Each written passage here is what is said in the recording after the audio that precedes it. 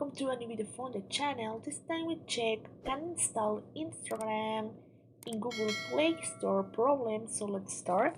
So if you have this problem about installing apps on your mobile phone, what I recommend you to do is for example on Play Store, keep press and then let's go to app info, and then here you have to check if you can delete all the data. You can clear all data, and then when you clear all data you have to log in once again to your Google Play Store.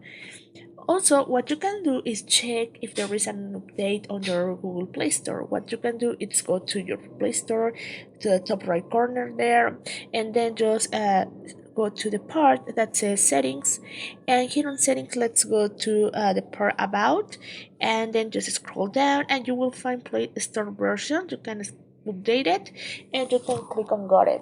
So that's the way to do it. If this works for you guys, don't forget to give a thumb up to this video and don't forget to subscribe to our channel.